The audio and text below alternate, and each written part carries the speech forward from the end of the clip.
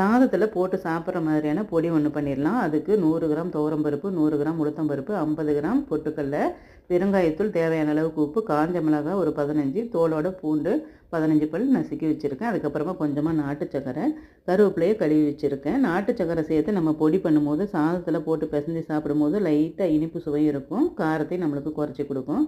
துவரம்பருப்பையும் உளுத்தம்பருப்பும் லைட்டாக வறுத்துட்டு அதுக்கப்புறமா பொட்டுக்கல்லையும் காஞ்ச மிளகாயும் சேர்த்து வறுத்துடலாம். எண்ணெய் இல்லாமல் வறுத்து எடுத்துக்கணும். பூண்டு வறுக்கும் போது எண்ணெய் ஊற்றி வறுத்து எடுத்துக்கணும். ஈரப்பதம் இல்லாத இந்த அளவுக்கு கலர் மாறுற வரைக்கும் வறுத்துட்டு எல்லாத்தையும் ஆற வச்சிடலாம். அதுக்கப்புறமா தேவையான அளவுக்கு உப்பு சேர்த்துக்கலாம். உப்பு மட்டும் கொஞ்சம் லைட்டாக தூக்கலாக இருக்கணும். அப்போ தான் நெய் ஊற்றி சாப்பிடும்போது கரெக்டாக இருக்கும். அதுக்கப்புறமா பெருங்காயத்தூளையும் சேர்த்துட்டு நல்லா கொரகொரப்பாக அரைச்சி எடுத்துகிட்டு அதுக்கப்புறம் கடைசியாக நாட்டு சர்க்கரையை போட்டு அரைச்சி எடுத்துக்கணும். எல்லாத்தையும் அரைச்சி எடுத்துட்டா இந்த அளவுக்கு நம்மளுக்கு பொடி ரெடி ஆயிடும். அதுக்கப்புறமா சுட சுட சாதத்தை போட்டு ஒரு ஸ்பூன் நெய்யை ஊற்றி சாப்பிடும்போது அவ்வளோ அருமையான டேஸ்ட்டாக இருக்கும். ட்ரை பண்ணி பாருங்கள்.